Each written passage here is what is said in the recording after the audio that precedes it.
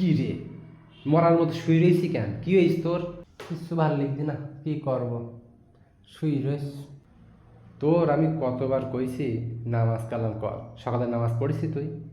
কি করি নামাজ পড়বো? আমার তো সব বিজি গে। তোর কতি লজ্জা করে না? বিজিকে তোর সব ছেঁচড়া কনে গার। নামাজ কালাম করলে তোর কি সমস্যা হয়? প্যান্ট ট্যান তো ঠিক করে নেওয়া যায় না?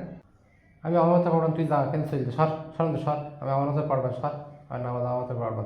তুই তুই অত তোর অত করার দরকার নেই। ইচ্ছা করে তোর মেরি তোর নাক ফাটাই দি তোর। আমি আর জীবনে তোর নামাজের কথা করতে আসবো না। তোর যা খুশি তা করলি যা তুই। তুই যা, চল যা, তোর দরকার নেই, চল যা ধরা। আসলে হেদায়েত সম্পন্ন আল্লাহর কাছে। আমরা যতই বলি না কেন, হেদায়েত প্রাপ্ত কেউ হবে না যতক্ষণ না আল্লাহ ইচ্ছা না করবেন। সূরা আল কাসাসের 56 নম্বর আয়াতে আল্লাহ তাআলা বলেন, নিশ্চয় তুমি যাকে ভালোবাসো তাকে তুমি হেদায়েত দিতে পারবে না, বরং আল্লাহ যাকে ইচ্ছা হেদায়েত দেন, আর হেদায়েত প্রাপ্তদের ব্যাপারে তিনি ভালো জানেন। যদি আজকের ভিডিও আপনাদের ভালো লেগে থাকে, একটি লাইক, সাবস্ক্রাইব করবেন এবং ভিডিওটি বেশি বেশি শেয়ার করবেন যাতে আরও মানুষের কাছে পৌঁছাতে পারে। সকলে ভালো থাকবেন। পরের ভিডিওর জন্য সবাইকে আগাম আমন্ত্রণ জানানো হলো। সকলে ভালো থাকবেন। আসসালামু আলাইকুম।